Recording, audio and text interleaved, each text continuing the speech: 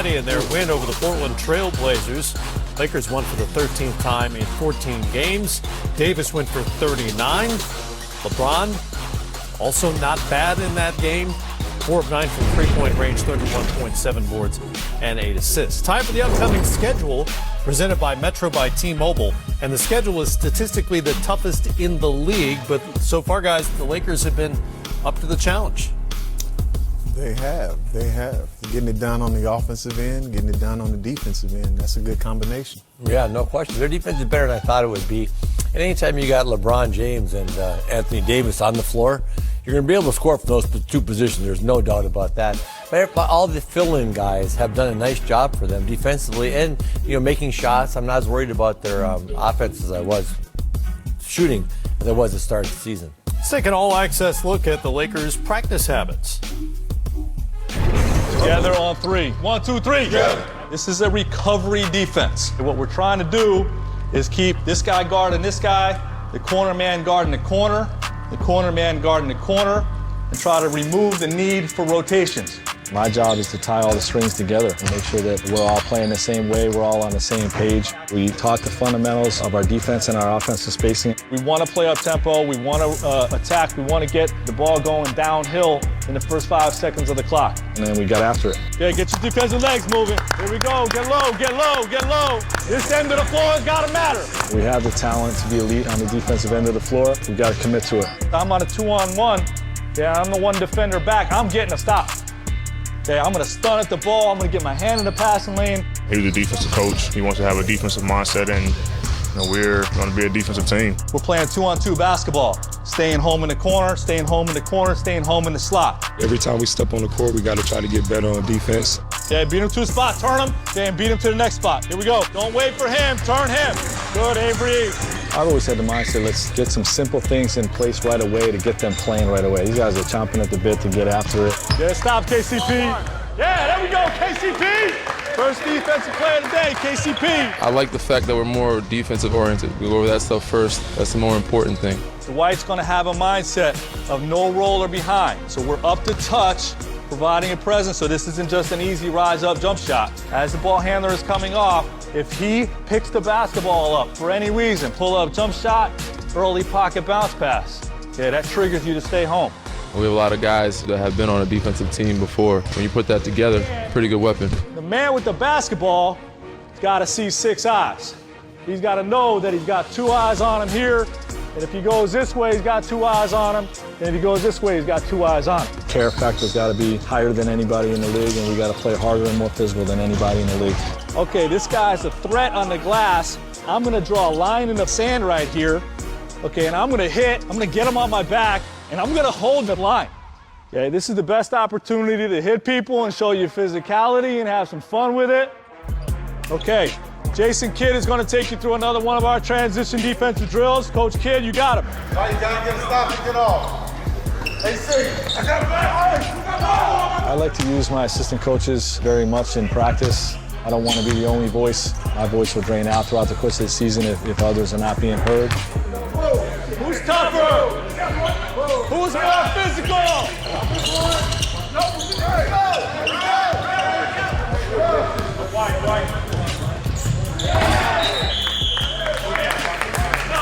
Tell you what, that and then your length, that's unbelievable. It's unbelievable.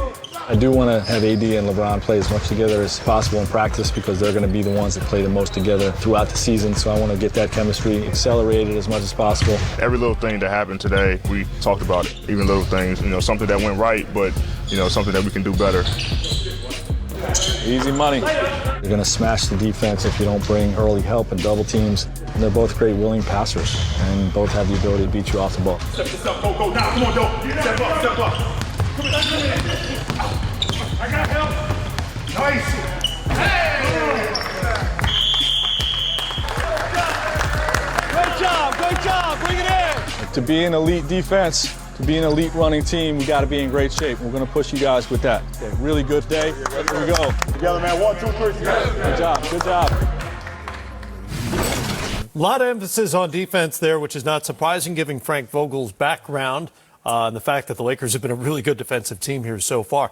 One of the question marks coming into the season was was there enough outside shooting for the LA Lakers surrounding LeBron and Anthony Davis?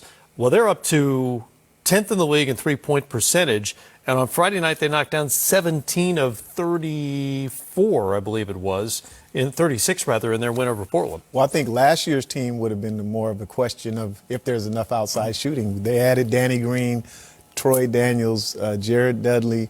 Kuzma's coming into his own at the three-point line now. So they have a lot of guys now. And then one of the things that you see them do in this situation, they're coming down on the break. There's 5 guys all outside the three-point line. This is the new NBA. Usually you have a rim runner and then, other guys fill in the spaces on the perimeter. They got 5 guys. It's just a matter of finding the open one because teams come back and build their defense from the inside out. Here again, you see LeBron, a way of playing inside-out basketball. He's got 5 defenders all around him in the paint. Damian Lillard makes a mistake of turning around and not seeing his man. KCP finds a window for LeBron to hit him. And what does it turn into? Another wide-open three-point shot for KCP, who's shooting the ball well at this point in the season as well. Another way of inside-out. LeBron, who obviously can see the floor, sees KCP on the cut in the paint. Dame does the same thing again, turns his back, leaves Danny Green. The defender was already in great enough position. There was no need to help on that post-up. KCP's not a post-up guy, but when you have a Danny Green on the outside and some of these other shooters that I talked about, that's why you see the improvement in the Lakers from the three-point line. You said you've taken note of the offense in that maybe it's better than what you expected to this point in the season. Where and why? Yeah, well, first of all, their defense is better than what I thought it would be overall, and that leads to some runouts. That leads to some odd man, and they finish at the rim so well. Anthony Davis and LeBron finish at the rim at such a high level. They're the best team in the league on two-point shooting. Just regular, not three-point shooting, but just two. And that's because they finish so well. And Kuzma's a big player. They, again, are one of those unique teams that can play really big across. We talked a little bit. Dallas can play really big. They put LeBron at the point. They can have everybody out there, 6'6", 6'7", 6'8", so they can all finish at the basket. And their three-point shooting is better. And again, I said their fill-in players are getting comfortable. Mm-hmm. Danny Green makes some shots. Caldwell Pope is making shots. So if those guys are making shots, this is a really good team. I was interested during that clip just about Vogel talking about defense, Basically, his defensive concept is, two guys have got to be able to play the ball. We can't bring 9 guys over here to guard the ball. Two guys, you got to keep people. Yeah, 9. That'd be 9, man.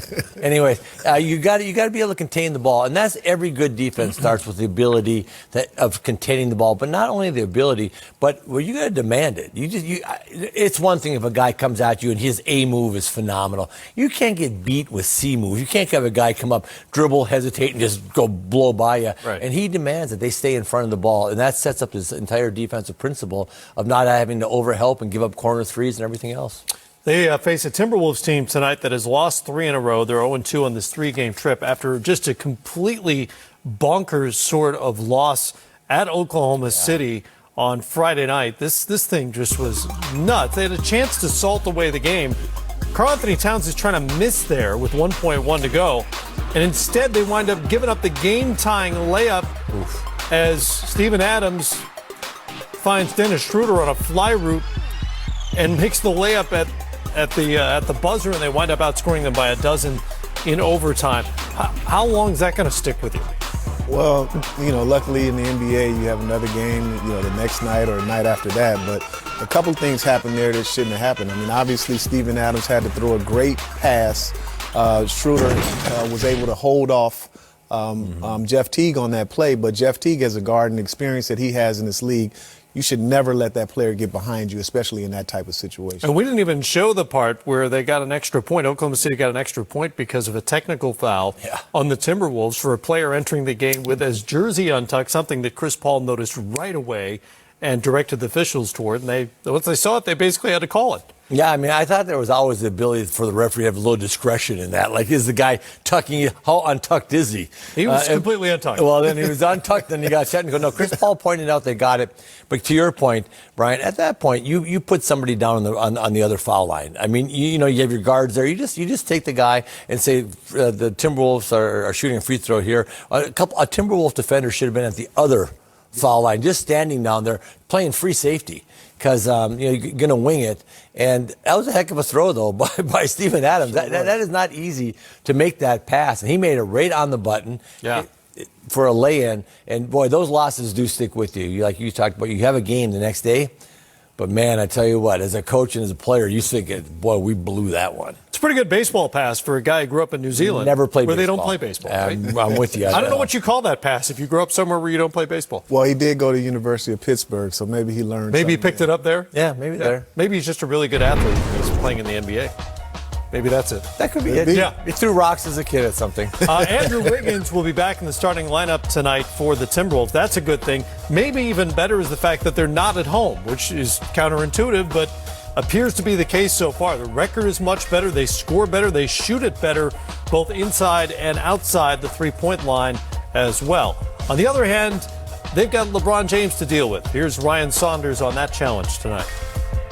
You have to just shake your head sometimes. I mean, watching a player like him. I mean, he's a transcendent talent.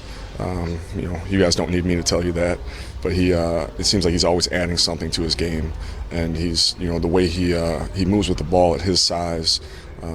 He poses a very unique challenge on a nightly basis, but he's always been a dominant type player, and the Lakers have done a great job. Putting him in those positions here too, with other guys around him as well who are also dominant type players.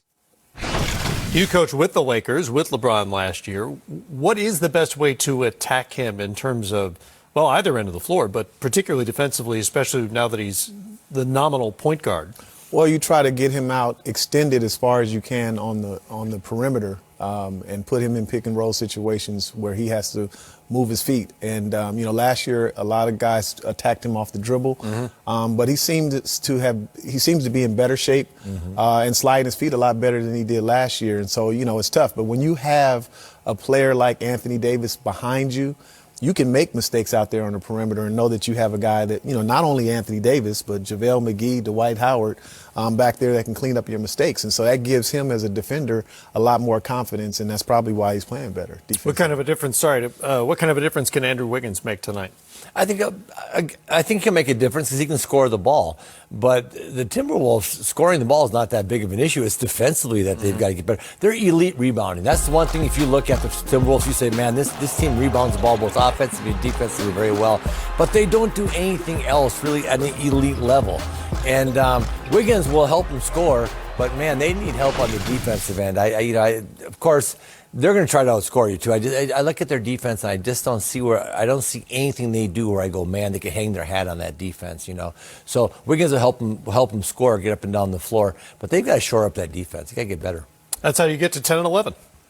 Yes. You don't do anything incredibly well, but you're a lot of stuff. But you're a decent team. Exactly. Yeah, You're 10 and 11. Yeah. They do play really well on the road. And that's where they are tonight against the LA Lakers. Wiggins having a career year so far when he's been in.